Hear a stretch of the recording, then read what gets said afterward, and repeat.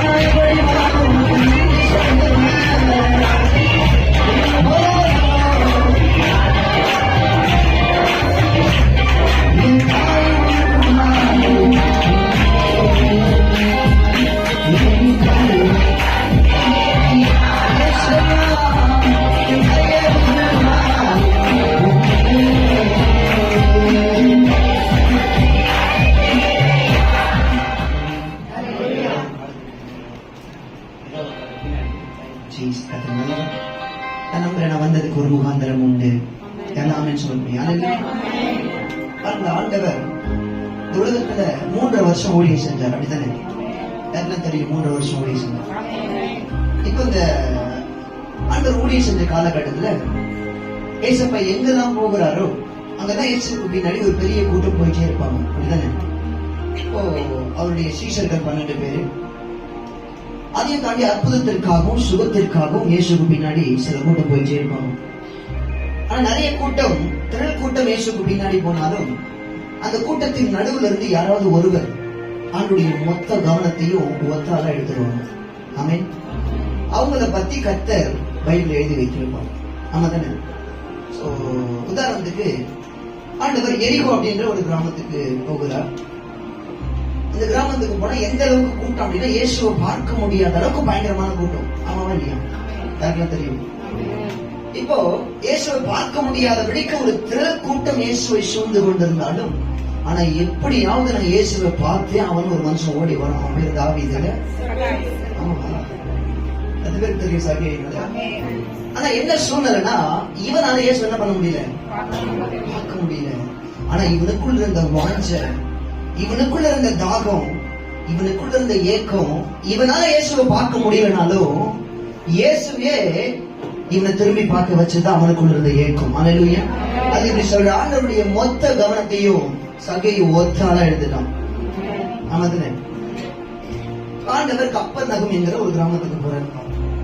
அந்த கிராமத்துக்கு போனா வழக்கம் போல இயேசுக்கு பின்னாடி 12 சீஷர்கள் அற்புதத்திற்காகவும் சுகத்திற்காகவும் திரள் கூட்டம் இயேசுக்கு பின்னாடி போயிட்டு இருக்கிற நேரத்துல அதுல ஒருத்தன் ஓடி வர 110 ஒருத்தன். அவன் சொல்றான், ஆண்டவரே உங்களை பத்தி நிறைய கேள்விப்பட்டிருக்கிறேன். வேலைக்காரன் வீட்டுல ரொம்ப கொடிய வியாதியா இருக்கிறேன் சப்பா. என்னுடைய வீட்டுக்கு வருவதற்கு நான் பார்க்கிறேன். அல்ல, நீங்க ஒரே ஒரு வார்த்தை மட்டும் சொன்னா போதும் ஆண்டவரே, அப்படி வேலைக்காரன் சுகமாவான். அல்லேலூயா. ஆண்டவர் திரும்பி பாருங்க, இஸ்ரவேலுக்குள்ளும் இப்படிப்பட்ட விசுவாசத்தை, அதாவது சபைக்கு போற பிள்ளைங்க கூட இப்படிப்பட்ட ஒரு விசுவாசத்தை நான் பார்க்கலடா. ஆண்டுடைய மொத்த கவனத்தையும் ஆமென் அந்த 110 ஒத்த ஆளா எழுதிட்டாங்க. ஆமென். ஆண்டவர் ஒரு தெருவுக்குள்ள நடந்து போகும்பொழுது நிறைய பேர் உட்கார்ந்து பிச்சை எடுத்துட்டு இருக்கிறாங்க. அதுல ஒருத்தன் 10 மெயின் ஒருத்தன் சிவன் என்ன பண்ண முடியுது, இயேசு மட்டும் யாரையுமே பார்க்க முடியுதுன்னா இவன் பார்வை இல்லாதவன் சொல்லி வேதத்தில் போடப்பட்டிருக்கிறது. இவனால இயேசுவை பார்க்க முடியலனாலும் இவனுக்குள்ள இருந்த தாகம், இவனுக்குள்ள இருந்த ஏக்கம், இயேசு வந்திருக்கிறான்னு சொன்ன உடனே சத்தத்தை உயர்த்தி, தாவீதின் குமாரனே எனக்கு என்ன பண்ணுங்க சொல்லி ரொம்ப சத்தத்தை உயர்த்தி கூப்பிட்டான். பாருங்களேன், ஆண்டுடைய மொத்த கவனத்தையும் ஒத்தாலா எடுத்துட்டான். அதாவது ரொம்ப இம்ப்ரெஸ் பண்ற ஒருத்தவங்களை ஆண்டவர் அவங்களுடைய வாழ்க்கையில கிரகிக்க முடியாத பெரிய காரியங்களை செய்வார். இதுவே நம்புறீங்க? பக்கத்துல கை பிடிச்சி நான் சொல்றதை சொல்லலாம். ஆண்டவர் எங்க போனாலும் சொல்றவங்களை மட்டும் ஆசீர்வதிங்க, சொல்றாங்க சொல்லலாம். ஆண்டவர் எங்க போனாலும் அவருக்கு பின்னாடி திரள் கூட்டம் போயிட்டே இருக்கும். அந்த கூட்டத்தின் நடுவில் இருந்து யாராவது ஒத்தாள் அவனுடைய மொத்த கவனத்தையும் தன் பக்கம் எழுத்துருவாங்க. அவங்களுடைய வாழ்க்கையில கர்த்தர் பயங்கரமான அற்புதங்களை செஞ்சிருக்கிறாரு. இன்னைக்கு ஆண்டவர் பங்கார்பேட்டைக்கு வந்திருக்கிறாரு. ஆமேன்னு சொன்ன ஒரே ஒரு ஆண்டிக்காக, அக்காக்காக நான் நன்றி சொல்றேன். நல்ல அந்த ஒத்தாள் நான் சொல்ல, ஒத்த கூட்டத்திலே ஒத்தாள் தான் சொல்லுவாங்க. ஆமே, நல்லா கை தட்டி அவங்களுக்கு அதை நான் சொல்றேன். எல்லாருடைய வாழ்க்கையிலும் ஆண்டவர் அற்புதங்களை செய்கிறார். ஆனா யார் ஆண்டவர் ரொம்ப இம்ப்ரெஸ் பண்றாங்களோ அவங்க பேரை மட்டும்தான் கர்த்தர் பெருமைப்படுத்துவார். சத்தமானே சொல்லுங்க. ஆராதிக்கும் போது எப்படி ஆராதிப்பான் அப்படின்னா, எனக்கு பயங்கரமா ஆராதிக்கிறது ரொம்ப பிடிக்கும். இந்த பேடு, கீபோர்டு, மைக்கு, ஸ்பீக்கர், இந்த சத்தத்தை விட என் சத்தம் மேல கேட்கணும்னு ரொம்ப ஆசை. சின்ன வயசுல சர்ச்சுக்கு போகும்போது நான் அப்படிதான் பயங்கரமா கத்தி ஆராதிப்பேன். எப்பயாவது பாஸ்டர் வந்து அப்படியே தண்ணி குடிக்க அப்படி மைக்கு அப்படி எடுத்துறமா சாரா, அப்படி என்னோட வாய்ஸ் மேல கேட்காத மாதிரி இருக்கும். ஆமே, எப்பயாவது பாஸ்டர் பாடும்போதே இரும்ப மாட்டாரா, அப்ப என்னோட வாய்ஸ் மேல கேட்காதுன்னு எனக்கு ரொம்ப ஏக்கும். நான் பாடுறது எப்படி பண்ணேன், நான் பாடுறது என்னுடைய முக பாவனை, என்னுடைய ஆக்ஷனை அப்படி கத்தி பாடும்போது தொண்டையில் இருக்கிற நரம்பு எல்லாம் தெரியும் வச்சுட்டீங்களா, இதெல்லாம் தெரியுற அளவுக்கு பாடுவேன். எங்க பாஸ்டருடைய கவனம் மொத்தமா என் மேல வரணும். தம்பி பாலா சூப்பரா பாடுறான்னு சொல்லணும் அப்படின்னு எனக்கு ரொம்ப ஆசை. ஆமே, ஆனா பாஸ்டருடைய கவனம் என் மேல வந்தது இல்லையோ, பரலோகத்தில் இருக்கிற கவனம் என் மேல வந்தது. இம்ப்ரெஸ் பண்றவங்களுடைய வாழ்க்கையில கர்த்தர் நிச்சயமான சொல்ல கிரகிக்க முடியாத பெரிய காரியங்களை நல்ல கையை ஆசை சத்தமா பாடப்போ நல்ல கையை வீசாங்க. என் கோட்டையே ஆராதனை உமக்கே. நல்ல கையை உயர்த்தி, என் கோட்டையே ஆராதனை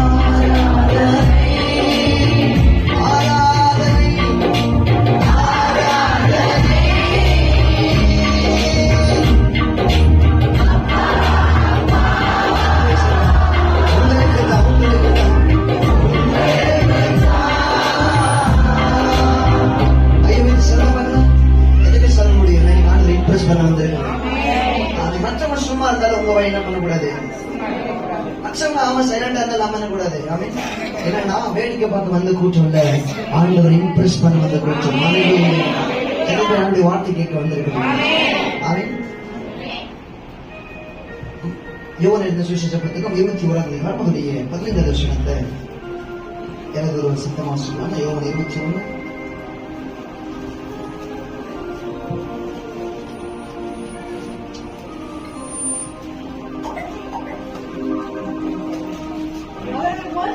அவர்கள் போஜனம் பண்ணின பின்பு இயேசு சீமோன் பேதுருவை நோக்கி, யோனாவின் குமாரனாகிய சீமோனே, இவர்களிலும் அதிகமாய் என்னிடத்தில் அன்பாய் இருக்கிறாயா என்றார். அதற்கு அவர், ஆம் ஆண்டவரே, உம்மை நேசிக்கிறேன் என்பதை நீ அறிந்திருக்கிறீர் என்றார். அல்லேலூயா. இந்த வார்த்தை யார் யாரை பார்த்து கேட்குது? எனக்கு கேட்கல. யார் யாரை பார்த்து கேட்குது? இயேசு சுவாமி பேதுரு பார்த்து கேட்டாரு. என்ன தெரியுமா கேட்டாரு? என்ன கேட்டாரு? பேதுரு பார்த்து ஆண்டவர் என்ன கேட்டாரு? சீமோன் பேதுருவே, நீ நேசிக்கிறாயா அப்படின்னு கேட்கல. அங்க ஒரு கூட்டம் நின்று கொண்டு இருந்தது. அந்த ஒரு பேதுரு பார்த்துக்கிற, பேதுருவே, நீ இவர்களிடம் அதிகமாய் என்ன நேசிக்கிறாயா? அதே கேள்விய ஆண்டவர் உங்களை பார்த்து கேட்டார்னா எத்தனை பேர் சொல்லுவீங்க? இந்த சபையில இருக்கிற எல்லாரை விட நான் இயேசுவை அதிகமா நேசிக்கிறேன். தைரியமா சொல்ல முடியுமா? அதிகோட கையை வைக்க சொல்ல முடியும். ஆமென். உங்க பக்கத்துல உட்கார்ந்து பாருங்களேன், இவங்களை விட நான் இயேசுவை அதிகமா நேசிக்கிறேன் சொல்ல முடியுமா? அதுக்கு உங்களோட அவங்க அதிகமா ஜபம் எல்லாம் இருக்க போட்டாங்க.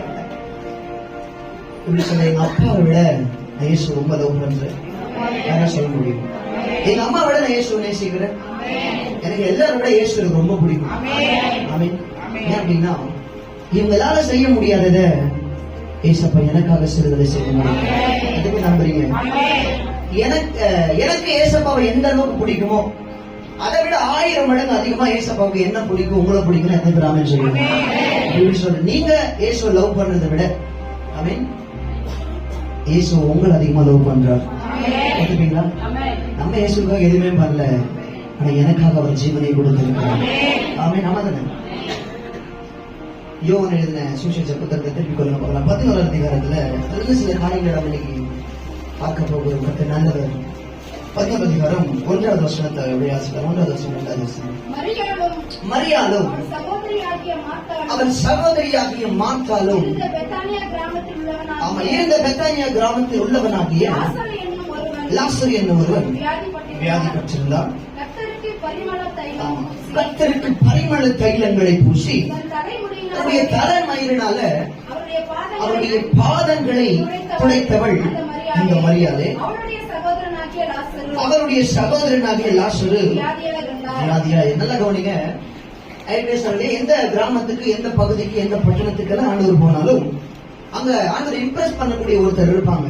அது மாதிரி பெத்தானியா என்கிற கிராமத்துக்கு ஏசப்பா எப்பெல்லாம் போறாரோ அந்த பெத்தானியா கிராமத்துல ஆண்டவர் ரொம்ப இம்ப்ரெஸ் பண்ற ஒரு குடும்பம் இருந்துச்சு. அந்த குடும்பம் தான் மரியாள், மார்த்தா, லாசரு. இந்த பங்கார்பேட்டில் என்ன சொல்ல முடியும்? எங்க குடும்பம் தான் ஏசு ரொம்ப இம்ப்ரெஸ் பண்ற குடும்பம் சொல்ல முடியுமா?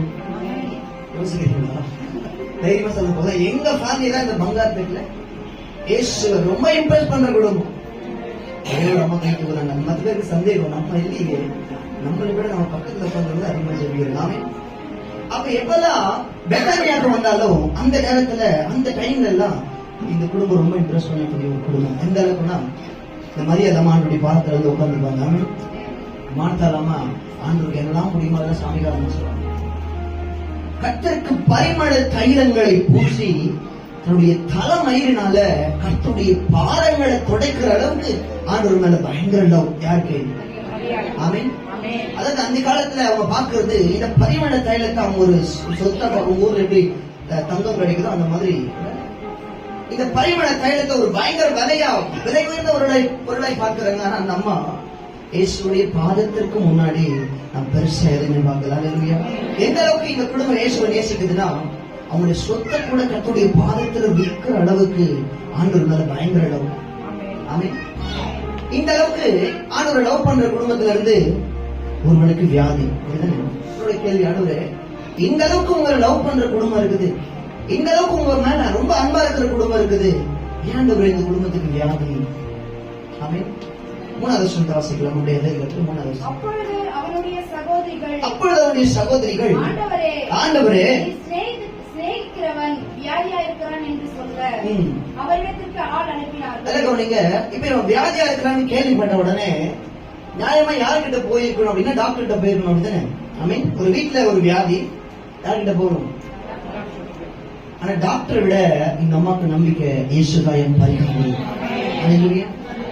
இப்படி சொல்லி அனுப்புறாங்க. ஆண்டவரே லாசர் வியாதியா இருக்கிறான்னு சொல்லி அனுப்பல. நீங்க யார ரொம்ப நேசிக்கிறீங்களோ, நீ சிநேகிக்கிற லாசர் வியாதியா இருக்கிறோம். அதாவது நீங்க யார ரொம்ப லவ் பண்றீங்களோ இயேசுப்பா அவருக்கு தான் வியாதி. யார் மேல கர்த்தர் ரொம்ப அன்பு வச்சிருக்கிறாங்களோ அவங்களுக்கு தான் போராட்டம். ஆமென். யார கர்த்தர் பயன்படுத்த நினைக்கிறாரோ அவங்களுக்கு தான் சில உபத்திரவங்கள். யாரை கர்த்தர் அடுத்த லெவலுக்கு கொண்டு வரும் நினைக்கிறாரோ அவங்களுக்கு தான் தேவையில்லாத காயங்கள். எதை போய் நம்புறீங்க? ஆண்டவரே நீ சிநேகிக்கிற லாசரு. ஆமென். இவங்களுக்கு என்ன நம்பிக்கை அப்படின்னா, இந்த நூற்றுக்கு அதிபதி இருக்காங்க தெரியுமா, அவனுடைய வேலைக்காரன் ஒருத்தன் இதே மாதிரி வியாதியா இருக்கும்போது ஆண்டவர் வீட்டுக்கு வந்து சுகமாக்குனாரா, வார்த்தையை சொல்லி சுகமாக்குனாரா? வார்த்தையை சொல்லி சுகமாக்குனாரு. நூற்றுக்கு அதிபதியுடைய வேலைக்காரன் இயேசுவால சுகமாக்க முடியும்னா ஏன் தம்பி லாசரு என்ன பண்ண முடியும்? நல்ல நம்பிக்கை தான், நல்ல எதிர்பார்ப்பு தப்பா ரைட்டா? நீங்க அவங்களுக்கு அற்புதத்தை செய்ய முடியும்னா உங்களை நேசிக்கிற எங்க குடும்பத்துக்கு நிச்சயமா என்ன பண்ண முடியும்? அந்த ஒரு எதிர்பார்ப்பு சொல்லி அனுப்புறாங்க. என்ன நடந்துச்சுன்னா, நேரம் ஆக ஆக ஆக ஆக என் தம்பி இப்ப வியாதியா இருக்கிறான், சீக்கிரத்துல இருந்து நடக்க போறான், வியாதியா இருந்ததுக்கான அறிகுறி என்ன பண்ண போகுது, இல்லாம போக போகுதுன்னு சொல்லி ஒரு பயங்கர எதிர்பார்ப்பு. ஆனா முடிவு என்னன்னா ஏமாற்றம் மட்டும்தான். எந்த குடும்பத்துக்கு அப்படின்னா இயேசு ரொம்ப நேசிக்கிற குடும்பத்துக்கு. ஹல்லேலூயா. அடுத்த வசனம் வாசிக்கலாம். இயேசு அதை கேட்ட பொழுது இந்த வியாதி லாசரு நீ சந்திக்கிற இந்த வியாதி, லாசருவே நீ சந்திக்கிற இந்த போராட்டம், லாசருவே நீ படுகிற அவமானம், நீ இழந்த இந்த இழப்புகள் எல்லாமே இது மரணத்துக்கு ஏதுவாய் இருக்க போகிறது இல்ல. உன் வாழ்க்கையில கர்த்தர் அனுமதித்த சில காரியங்களை கர்த்தர் மகிமைப்படும்படியாய் சில காரியங்களை கர்த்தர் உங்களை கொண்டு செய்வார்னா சபை கை தூக்க 2-3 பேர் மாற்றம் ஆமென் சொல்லுங்க. மட்டும் ஆசைப்படுங்க.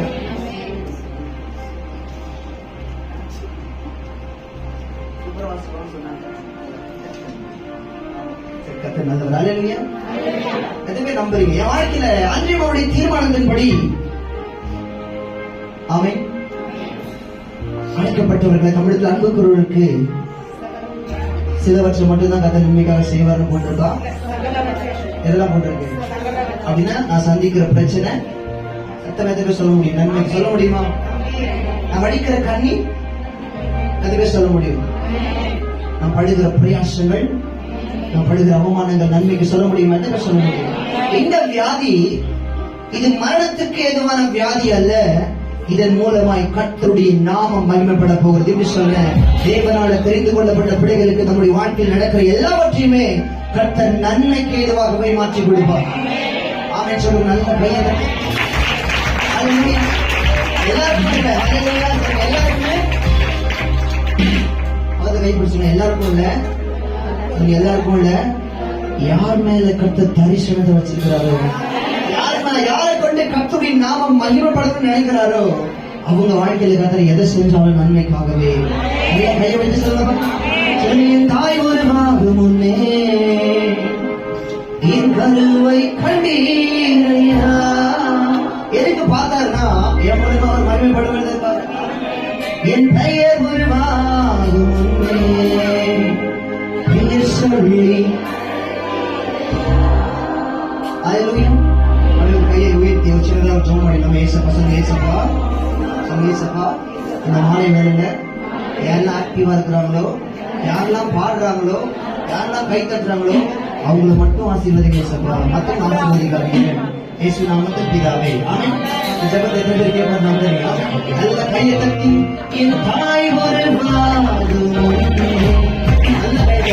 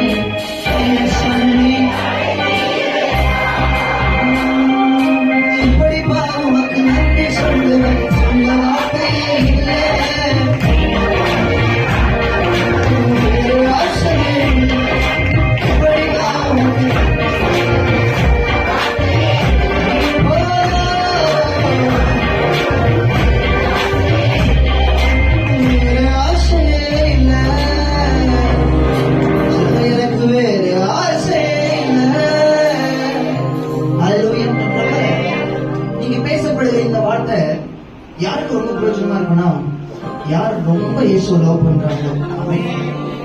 ஏனதெல்லாம் வந்து இருக்கிற கூட்டமா இருக்கு, அந்த உண்மையா லவ் பண்ற கூட்டமும் இருக்கு. ஆமென். தேவைக்காக வருகிற கூட்டம் இருக்கு, என் தேவையே இயேசுதான் வருகிற கூட்டமும் இருக்கு. ஆமென். நடிக்கிற கூட்டமும் இருக்கு, இயேசுக்காய் துடிக்கிற கூட்டமும் இருக்கு. ஆமென். ஏக்கத்தோடு கர்த்தருடைய வார்த்தையை கேட்கிற கூட்டமும் இருக்கு, தூக்கத்தோடு உட்கார்ந்து சில ஆட்கள் இருக்கிறாங்க. ஆமென். தரவை நம்புற கூட்டமா இருக்கு, கிருபை நம்புற கூட்டமா இருக்கு. ஆமென். அதை போய் நம்புறீங்க. எல்லாருக்கும் கர்த்தருடைய சத்தம் கேட்காது. யார் மேல கர்த்தருடைய தரிசனம் பலமா இருக்கிறதோ, யாரு கர்த்தர் ரொம்ப பயன்படுத்தும் நினைக்கிறாரோ, யார் மூலியமா கர்த்தருடைய நாமம் மகிமைப்படுத்தணும்னு நினைக்கிறாங்களோ, ஆமென், அவங்களுக்கு இந்த சத்தம் கிளியரா போய் நான் நம்புறேன். இது இப்ப புரியுது, புரியுதுன்ற கையை உயர்த்து.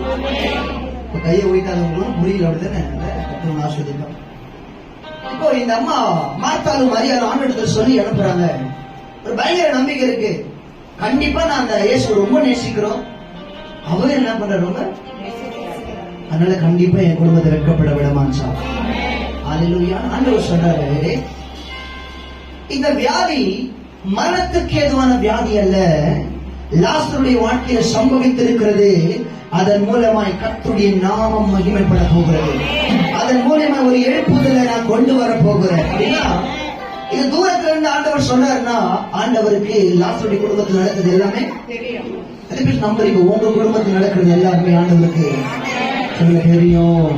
அவர் தூரத்தில் இருந்தாலும் என் நினைவுகளை அவர் அறிந்திருக்கிறார். உட்கார்தலையும் எழுந்திருக்கிறதையும் அவர் தூரத்தில் என்ன பண்றார் சொல்லுங்க. என் குடும்பத்தில் நடக்கிறது இயேசுக்கு தெரியும். எதை ரியாக்ட் பண்ணுங்க, தெரியும். இவங்க எதிர்பார்ப்பு 160 வேலைக்காரன வார்த்தை அனுப்பி சுகமாக்குன ஆண்டவர் கண்டிப்பா என் தம்பி லாசருவ வார்த்தை அனுப்புவார். வார்த்தை வரும். எதுக்கிற வார்த்தை நம்புவீங்க? ஆண்டவர் சில காரியங்களை செய்வதற்கு முன்னாடி சில வாக்குத்தத்தங்களை கொடுப்பார். யார் அந்த வார்த்தையை நம்புறாங்களோ அவங்களுடைய வாழ்க்கையில அந்த வார்த்தை கிரியை செய்யும். வார்த்தையா பார்க்கறவங்க எதுவும் நடக்காது. வாழ்க்கையா பார்க்கறவங்களுடைய வாழ்க்கையில கர்த்தர் பயங்கரமான அற்புதங்களை செய்வார். என்னுடைய வசனத்துக்கு நடுங்குகிறவனே நான் நோக்கி நான் பார்க்கிறேன். 2-3 பேர் தான் வசனத்துடைய தாகமா கேட்கிற மாதிரி இருக்கு. மத்தவங்க ஏதோ ஒரே ரியாக்ஷன் பண்ணுவாங்க தெரியுமா? கர்த்தர் ஆசீர்வதிப்பாங்க கூட அப்படியே தலையை கர்த்தர் நேசிக்கிறதுனா கூட அப்படியே அந்த மாதிரி தான் ரியாக்ட் பண்றீங்க. சரியா? தாகத்தோடு வரும் தேவ சமூகத்தில் நீங்க பாடுறத வச்சு கண்டுபிடிச்சிடலாம், நீங்க பாக்குறத வச்சு கண்டுபிடிச்சிடலாம். உங்களுக்குள்ள தாகம் இருக்கா? அமைப்பு சோகம் இருக்கா? ஆமென். எதுக்கு தாகம் இருக்கு? இப்போ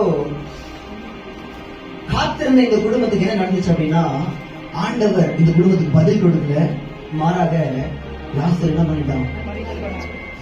5வது வசனத்தை படிங்க, அழகாட்டி பாருங்க.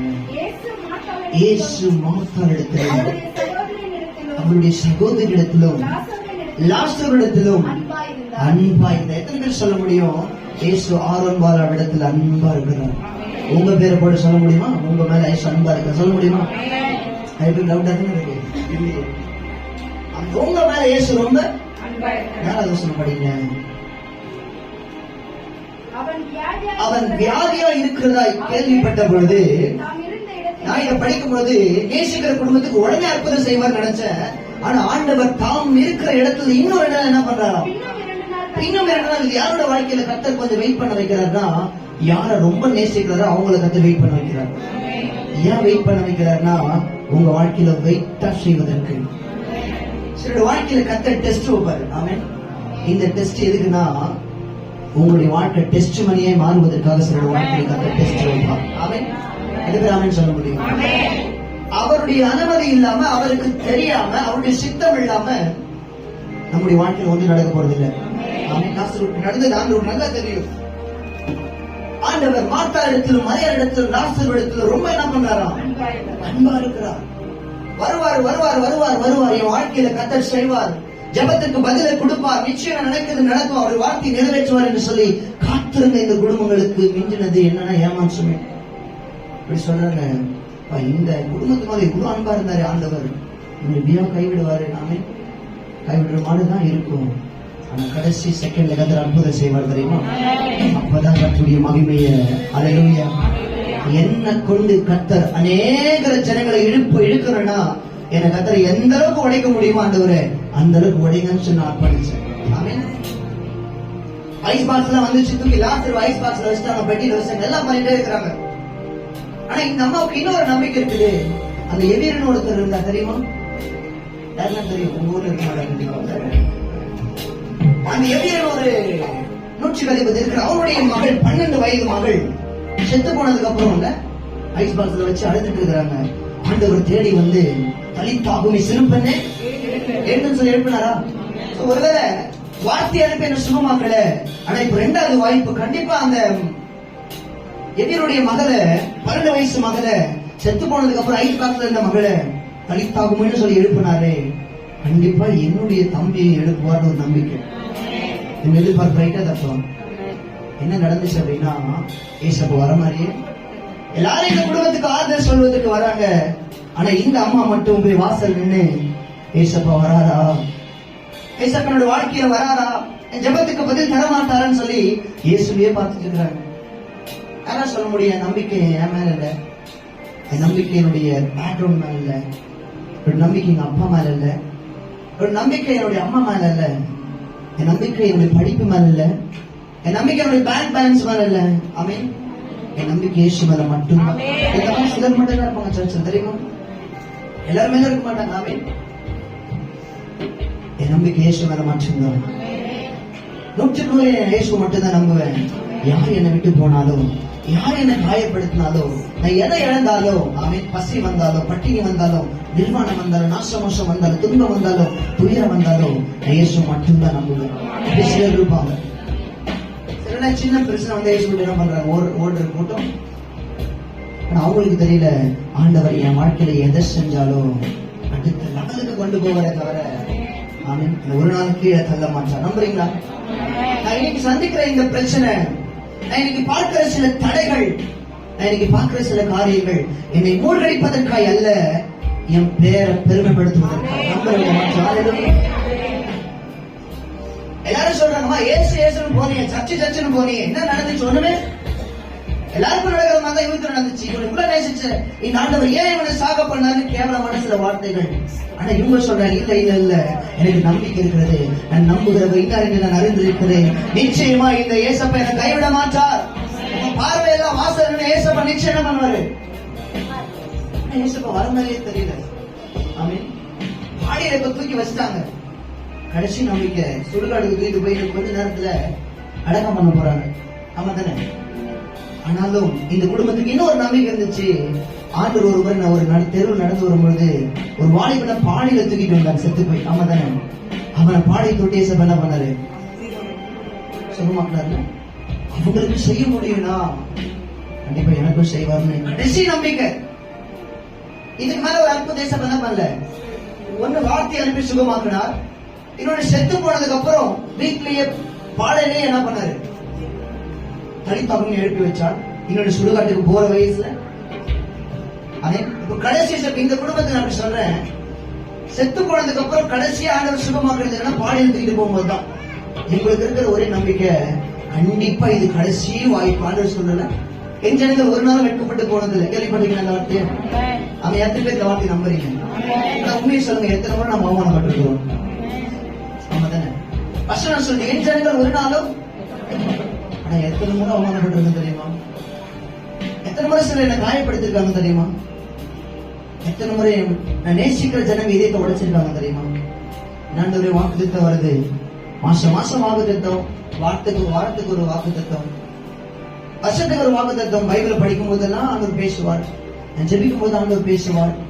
ஆனா ஒரு வாக்கு திட்டம் கூட என் வாழ்க்கையில் நடக்கிற மாதிரியே தெரியல. ஆண்டவரே எத்தனை பேர் அப்படி இருக்கிறீங்க? கையை வைத்து காசு உங்களை மட்டும் ஆண்டவர் உண்மையா எத்தனை அப்படி இருக்கீங்க? அது நிறைய வாக்கு திட்டம் வருது, ஆனா ஒரு வாக்கு திட்டம் கூட வாழ்க்கையில. நான் ஒண்ணு சொல்றேன், கொஞ்சம் முன்னாடி போய் பின்னாடி திரும்பி பாத்தீங்கன்னா கர்த்தர் சொன்ன ஒரு வார்த்தை கூட தாயில விழுந்திருக்காங்க. ரொம்ப உங்களதான் நேசம் ஆராதிக்கிறோம், எல்லா ஜபத்துக்கும் ஓடி வந்துடும், ஒரு ஆராதனை கூட மிஸ் பண்ண மாட்டோம், நல்லா ஜபிக்கிறோம். நான் சர்ச்சுக்கு போறதாலே என் குடும்பம் என்ன ஒதுக்கி வச்சிருக்கிறாங்க, ஆனா என் வாழ்க்கையில ஒரு அற்புதம் என்ன பண்ணல. நல்லா சொல்லுங்க, கர்த்தர் உங்களை வெயிட் பண்ண வைக்கிறாருன்னா நல்லா புரிஞ்சுக்கோங்க, உங்க வாழ்க்கையில கர்த்தர் வெயிட் செய்த ஒரு விஷயம். இவங்க நமக்கு ஒரு கேள்வி, என்னடா இது, யாருனே தெரியாத ஒருத்தவங்க அந்த 12 வருஷமா ஒரு அம்மா இருக்காங்க தெரியுமா? பெரும்பாலும் சரி, உங்களுக்கு தெரியுமா? இந்த அம்மா இயேசுக்கு யாருனே தெரியாது, இயேசு இந்த அம்மாக்கு யாரு. ஆனா அந்த வஸ்திரத்தின் ஓரத்தை தொட்ட உடனே கர்த்தர் அற்புதம் கொடுத்தாரா, லேட்டா கொடுத்தாரா?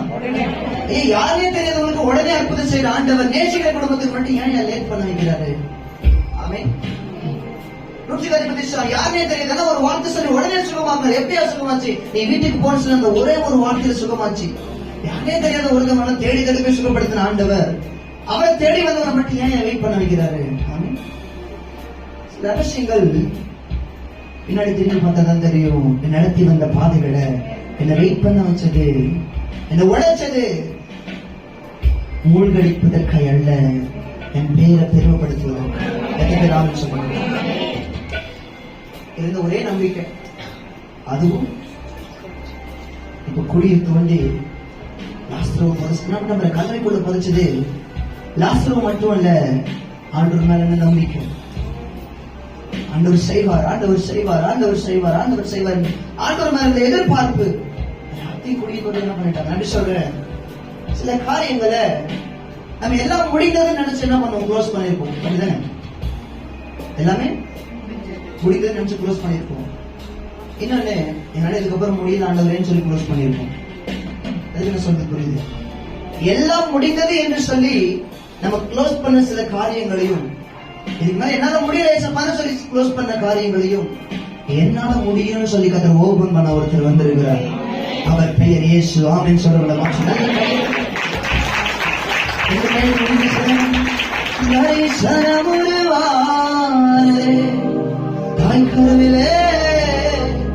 எல்லாரையும் கர்த்தர் வெயிட் பண்ண வைக்க மாட்டார். யாரை கொண்டு கர்த்தர் வெயிட்டா செய்ய நினைக்கிறாரோ, யாரை அநேகருக்கு ஆசீர்வாதமாய் பயன்படுத்த நினைக்கிறாரோ, யாரை கொண்டு அப்படி நாமம் மகிமைப்படுத்த நினைக்கிறாரோ அவங்க வாழ்க்கையில கர்த்தர் வெயிட் பண்ண வைப்பார். இதுவே சொல்ல முடியும், இந்த வெயிட் பண்ண வைக்கிறது நல்லது, ஜெபத்துக்கு பதில் வராமல் இருக்கிறது நல்லது, சில அவமானங்கள் எனக்கு நல்லது, சில நான் சந்திக்கிற சில பாடுகள் எனக்கு நல்லது, என்னை விட்டு போனது ரொம்ப நல்லது, இந்த வேலை என்னை விட்டு போனது எனக்கு ரொம்ப நல்லது. சொல்ல முடியுமா? எல்லாருக்கும் போது நல்லா கட்ட ஆராதிப்போம். ஆனா ஒன்றுமே இல்லாத பொழுது ஆண்டவர் பார்த்து, ஆண்டவர் நீங்க நல்ல வயசுப்பா, என் வாழ்க்கையில ஒரு நாள் தீமை செய்ய மாட்டீங்கன்னு சத்தியம் சொல்ல முடியும். என்னடா இந்த மனுஷன் வியாதியா இருக்கான்னு சொல்லி அனுப்பணும், டெத்துதான் வரல, ஆனா எப்படி இருக்காருன்னு சொல்லி போன் பண்ணியாவது விசாரிச்சாருன்னு கேட்டா 2 பைசா பல பண்ணல. அந்த குடும்பத்தை விசாரிச்சு மாதிரி ஆனா நடக்கிறது எல்லாம் தெரியும். சில நேரத்துல சைலண்டா இருப்பாரு. யோபு சொல்றாரு, எனக்கு முன்னாடி போனாலும் ஏசப்பா இல்ல, எனக்கு பின்னாடியும், எனக்கு வலதுபுறத்திலேயே ஆண்டவர் இல்ல, ஒரு இடதுபுறத்திலேயே ஆண்டவர் இல்ல, ஆனா எனக்கு ஒண்ணு தெரியும், நான் போகிற பாதையை அவர் அறிவார். இல்லாத மாதிரிதான் தெரியும், ஆனா என்ன குறிச்சு எல்லாமே இயேசுக்கு தெரியும். கையை வைத்து சொல்லுங்க,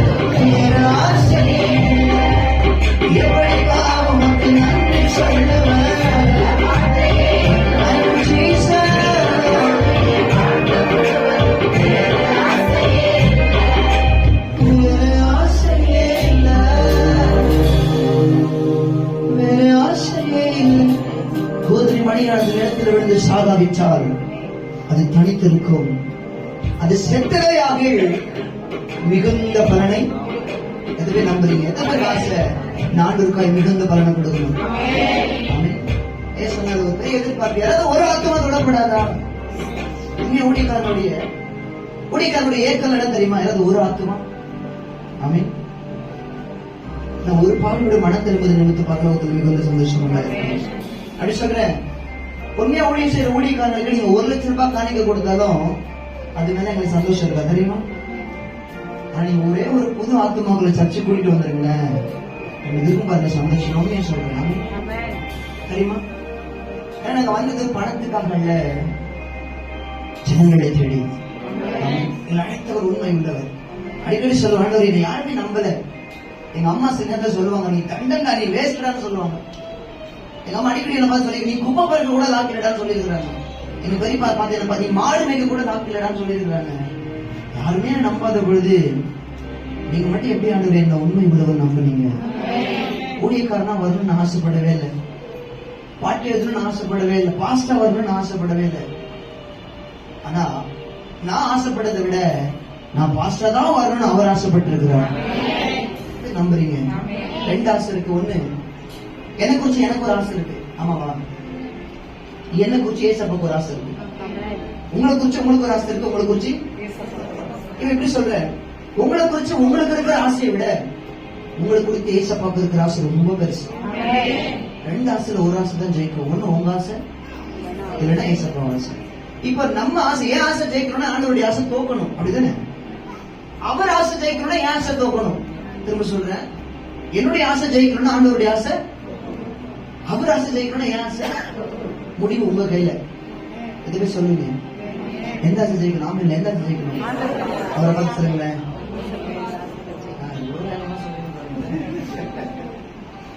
உங்களுக்கு ஆசையா இருந்து அந்த மாதிரி சொல்லிட்டு நான் சொல்லுவேன், இயேசு லவ் பண்றது ஒரு ஆசை, இயேசு பாடுறது ஒரு ஆசை, ஆசையாய் தொடர்றது தெரியுமா? அவர் எதற்காய் பிடிப்பாரோ அதை நிறைவேற்றும்படி வரதெல்லாம் வாயில இருக்கு. அதனாலதான் நீங்க விசுவாசியா இருக்கீங்க, நாங்க பாஸ்ட் ஆகிட்டு. ஆமே, பெருமை சொல்ல முடியல. அவர் ஆராதிக்கிறது ஒரு பெரிய ஆசை. ஆமேன்னு சொல்றது கூட ஒரு ஆசை தான். கையை தூக்குறது ஒரு ஆசை, வார்த்தை வரும்போது அதை ஏற்றுக்கொள்வது ஒரு ஆசை.